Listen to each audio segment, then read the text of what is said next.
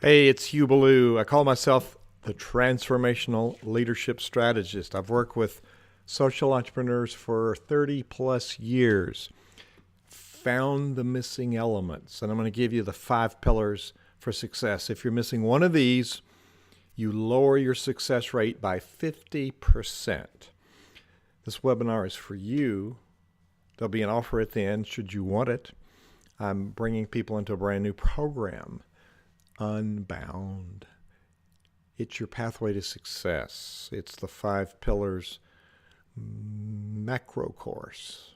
How we create a lean strategy, how we build your skill, how we build your team, how we build your revenue, and how we build the life that you want.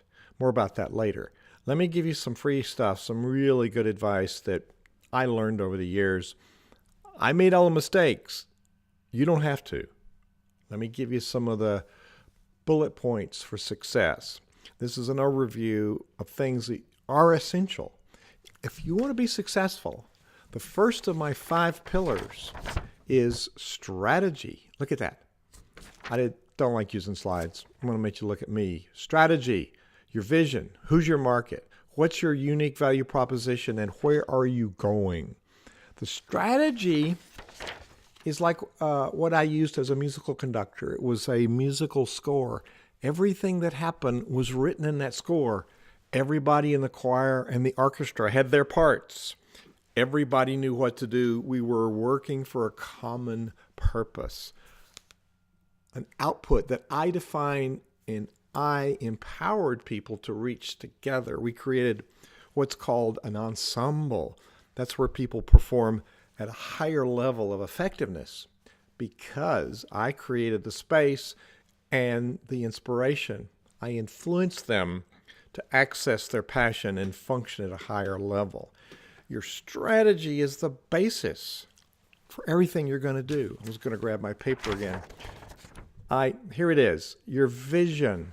Can you tell people what it is you're doing? This is the big why. What's the concept? As a leader, we have to be gifted at defining the vision, the mission. The vision is the concept. The mission is how you accomplish that. Those are visible, compelling statements that gather people in and nurture them on the journey that we do together. So your vision and mission are things you must know. And who is it? Who is it that needs you? It's your market. In online marketing, we call it the avatar. It's John. John's a millennial. John's creating a business. John's got brilliant ideas. John doesn't understand the metrics of building a business. Doesn't mean John's a dummy, but it means John is smart enough to reach out to say, oh, I realize 90% of what I need to let the world know about my brilliance is missing. So I need a partner. I need a mentor. I need a leadership strategist. That's me. Therefore, we want to define our target market. Be specific. Leadership fundamentally is influence. Who do we want to influence? I work with lots of speakers, authors, trainers, coaches, consultants, clergy, nonprofit leaders. We influence people, and we have a brilliance. We are very clear on what that brilliance is and why people need it. Describing that as our unique value proposition. Who do we want to influence is the market, and what is it they get? There's branding in here too. What's your brand promise? What's your brand image? What do you look like? So when I work with these solopreneurs, that's a funny word, solopreneurs, we are defining a position of influence. My position of influence is I help leaders define the results, create the strategy, build the ability to implement the strategy, and build a team, formal or informal team, to assist them so that we're not doing it all, and ultimately to create the life that we want. We're very clear on where we're going.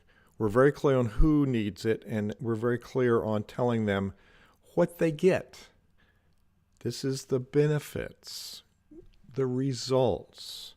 We talk about features. Well, what do people get? We need to define the results that we supply people. And then our goals. Where will we be in this journey and when will we be there? This is your accountability metrics. This is what investors invest in. This is what donors donate for. This is what customers buy. They buy results.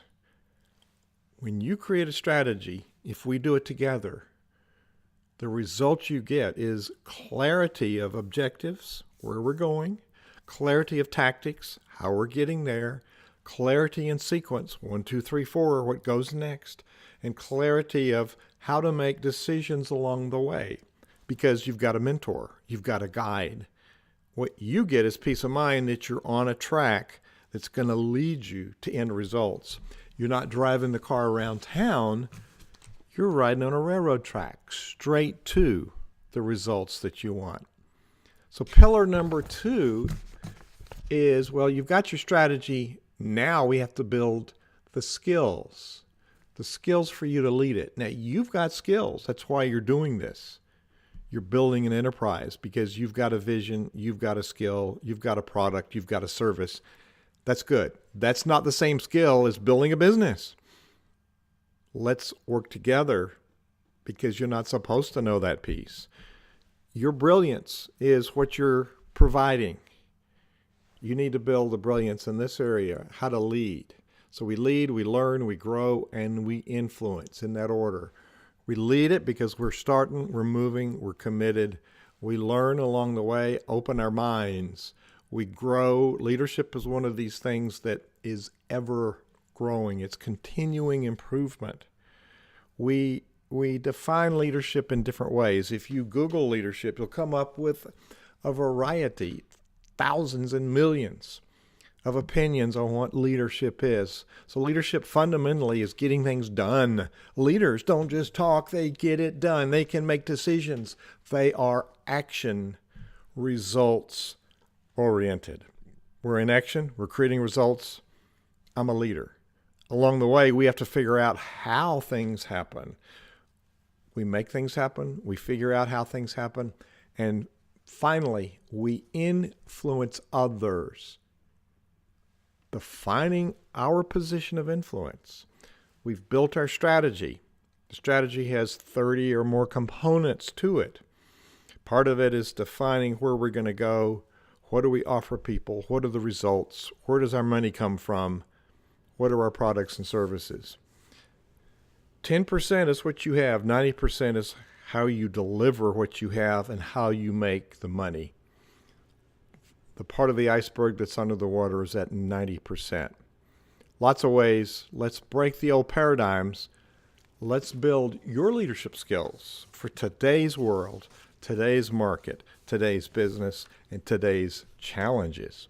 We need to get smart about leadership, and we need to let go of some of the old things we've inherited, some of the old things that we've been taught. Then it sets us up for bringing in our team. In your strategy, you're going to define what you need. You're going to define the competencies that we need on the team. And rather than a broken model, the job description, which is a box we put people in, we created a document that defines our role and responsibility. You're thinking, oh, that's just semantics. No, it's not.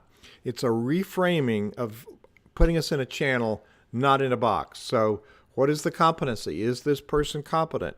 Now, people are informal. They're surrounding us and helping us, collaborating with us. We have affiliates. We have other consultants.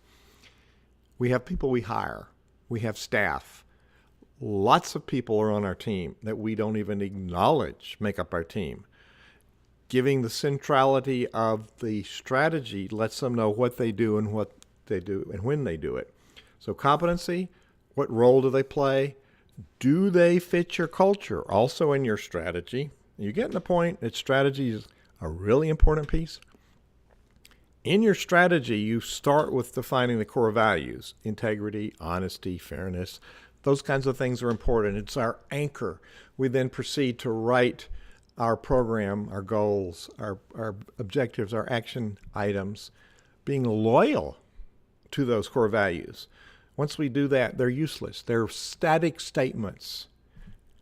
What do we do about integrity? Well, it's just a statement. It's not an action item. We convert them into guiding principles. This defines our culture.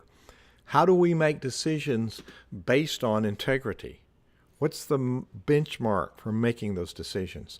Those are guiding principles. Those define when they will change your culture unless you're anchored to defining the culture with your values and your principles. And the fourth one, we have conflict because we have different ideas of what the results ought to be. This is a big takeaway. If you hire somebody, if you engage with somebody, if you collaborate with somebody, define what the end result looks like. We're going to work together. I'm going to learn to delegate. That's back in the skill piece. It's a misunderstood leadership skill. Delegation is a skill learned over time. It's not give it away and forget it. It's not micromanaging. It is define the result, assign the channel, and coach, mentor, and support the person to whom you've delegated that task. You're fully engaged, but you're not doing it. So the culture is one that reflects the leader. We're not micromanaging. We're not pushing people. We're influencing. It's like the conductor. It's pull leadership. We want to be very clear on writing the expectations. I can't tell you how valuable this is in lowering conflict. Conflict is the sign of energy. It's really good because people are working and we have different perspectives. Our jobs as leaders is to manage that conflict. Okay, here's what we said. Here's where we're going. Let's talk about the differences. Let's look for the common traits here. CenterVision is my company name. It's the synergy we create with a common vision. It doesn't happen by accident. It happens because you have built the team. You've built the skill.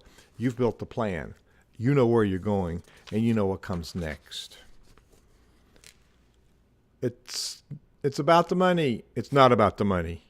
Oh, we got to have money. We build a car. We put the team in it. We learn to drive it.